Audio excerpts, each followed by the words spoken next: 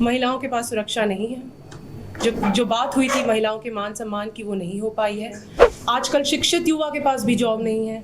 महिलाओं को अपना बजट मैनेज करने में मुश्किल हो रहा है। कम से कम पैसा घर तक आ रहा है कि युवाओं को जो पेपर लीक के कारण जो मुश्किलें हो रही हैं, उसको सबसे पहले तो ये देखना होगा कि गवर्नमेंटल ऑर्गेनाइजेशन जो होता है वो पेपर को बेसिकली एग्जाम करवाए। पर कहीं ना कहीं एचईसी का गला घोटने की कोशिश हो रही है। जब एक पॉलिसी मेकर मैं बन जाऊंगी तो उसके बीच का जो गैप है उसको ब्रिज करने में जो मेरी सहायता होगी मैं पूरी तरीके से निभाऊंगी।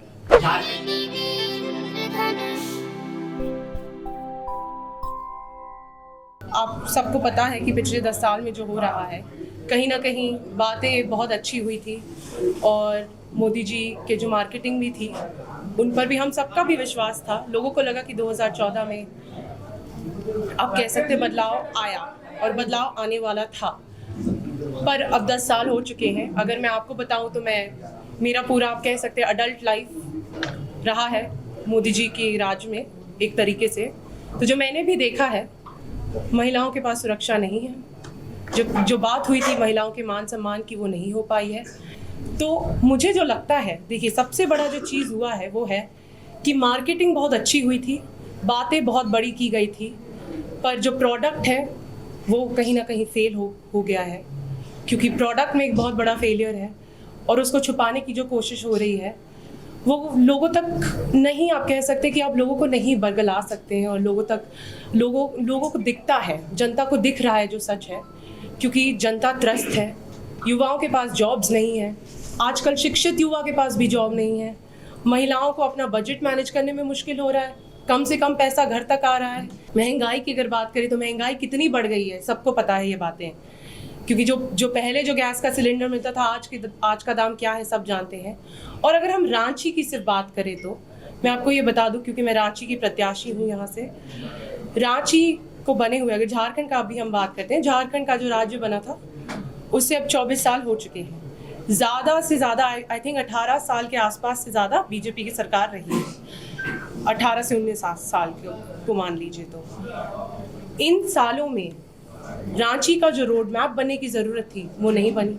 रिंग रोड जो बाहर का एरिया है, जो हम कहते हैं कि रिंग रोड, आउटर रोड बनने का जो ज़रूरत था, क्योंकि रांची का जो पूरा अब सिटी कहेंगे तो 53 वार्ड्स में वो सीमित है। ज़्यादातर लोग उसी में हैं। और जो पहले जो जनसंख्या थी वो करीब आप समझ सकते हैं 5, 7, 8 लाख के आसपास होगी, और उससे भी कम। अब तो मतलब 20 लाख से ज़्यादा बढ़ गई है। तो इन पर भी जो काम करने की ज़रूरत थी, क्योंकि जो पहली सरकार आई थी उसको एक रोड मैप बनाना था, वो बिल्कुल नहीं हुआ है। तो डेवलपमेंट तो हो रहा है, पर कहीं ना कहीं हम अपनी संस्कृति को, अपने एसेंस को, अपने कल्चर को प्रोटेक्ट कैसे करें, प्रिजर्व कैसे करें, इन पर कोई बातें नहीं हो रही है। तो प्रोटेक्शन और प्रिजर्वेशन और एक प्लानिंग के साथ डेवलपमेंट होने की ज़रूरत थी, क्योंकि ये बहुत ही ज़्यादा एक नया राज्य भी बना था, ये एक इंडस्ट्रियल हब भी था। और उसमें भी आप देख सकते हैं कि क्या हुआ है एचईसी के साथ, कि जो यहाँ की जो मदर प्लांट है और जो इंडस्ट्री है वो कैसे उसका कहीं ना कहीं गला घुटते जा रहा है। तो बहुत सारे मुद्दे हैं, बहुत सारी बातें हैं, यही सबको आगे लेके जाना है। देखिए, कांग्रेस पार्टी पर अगर परिवारवाद का आरोप लग रहा है, ऐसी बहुत सारी पार्टियां हैं जिन पर भी ऐसे बहुत सारे सेकंड जनरेशन हैं जो आई हैं। ये बात सिर्फ कांग्रेस पार्टी में ही सीमित नहीं हो सकती। तो ये तो एक कह सकते कि बस एक आरोप लगाने का बहाना है, कुछ नहीं। तो विजन क्या, कैसे रांची का विकास करेंगे? देखिए, अगर मुझे एक संसदीय पोस्ट जब मिलता है तो आपको समझना पड़ता है कि एक सांसद का क्या रोल होता है। पॉलिसी फॉर्मेशन का एक बहुत बड़ा रोल होता है। और अगर हम रांची की बात करें तो जैसे कि मैंने पहले भी कहा, यहाँ का जो डेवलपमेंट है वो बहुत डिसऑर्गेनाइज्ड है। डेवलपमेंट नहीं हुआ है एक सही तरीके से।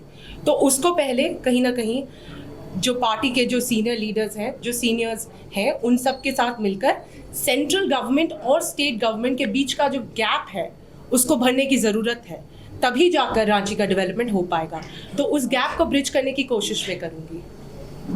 आपने लॉ की पढ़ाई की है, बीजेपी यूनिफॉर्म सिविल कोड को बहुत प्रचार करती है, उसके बारे में क्या विचार है आपके? देखिए, यूनिफॉर्म सिविल कोड हमारे directive principles of state policy का एक हिस्सा है। सो कहीं ना कहीं ये इन्फोर्सिबल नहीं है। अभी तक ये फंडामेंटल राइट नहीं बना है और ज़रूरत है कि कहीं ना कहीं आपको ये जान कर देखना होगा कि भारत में विभिन्न प्रकार के लोग रहते हैं जिनके विभिन्न धर्म हैं, और उन सब को हम कैसे इंक्लूड करें, बिकॉज हमें सबको एक साथ लेकर चलना है। इसीलिए जब यूनिफॉर्म सिविल कोड की अगर बात आती भी है तो उसमें बहुत सारी कॉम्प्लेक्सिटीज़ है जिनको हमें देख कर ही कोई डिसीजन आगे लिया जा सकता है। कि युवाओं को जो पेपर लीक के कारण जो मुश्किलें हो रही हैं, उसको सबसे पहले तो ये देखना होगा कि गवर्नमेंटल ऑर्गेनाइजेशन जो होता है वो पेपर को बेसिकली एग्जाम करवाए, ताकि जो पेपर लीक जो अगर बाहर के ऑर्गेनाइजेशन से हो रहा है वो रुक जाएगा। दूसरी चीज़, एक तो आपको सबसे पहले कानून लाना होगा, बहुत सख्त कानून पेपर लीक के खिलाफ, और ये कांग्रेस पार्टी के न्याय पत्र में भी मेंशन्ड है।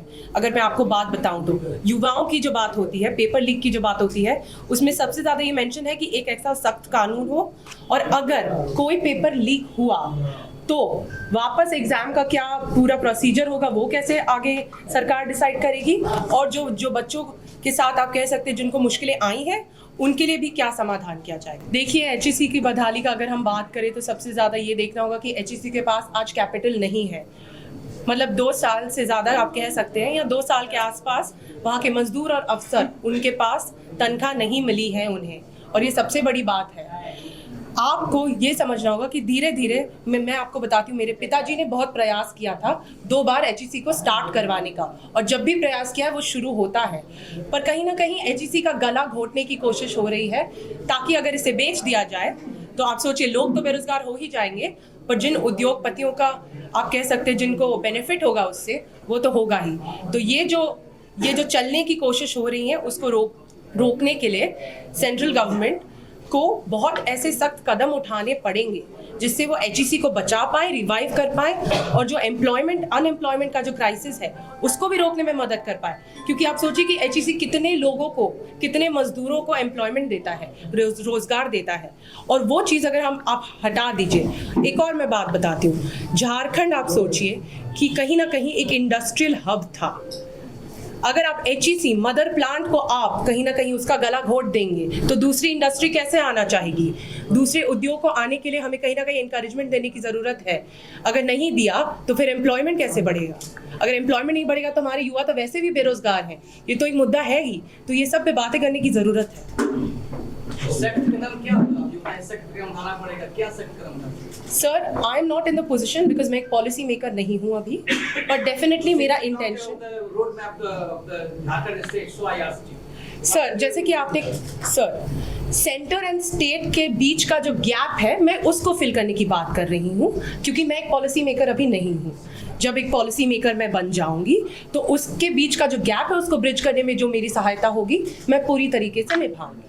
अगर एक अनलॉफुल डिसीजन रहा है तो ये बहुत ही ज़्यादा गलत है, because it's unconstitutional in a way, but ये लॉफुली कोई भी डिसीजन होना चाहिए। और अगर कहीं ना कहीं अगर सेंट्रल एजेंसीज का यूज़ क्यों हो रहा है वो देखने की ज़रूरत है।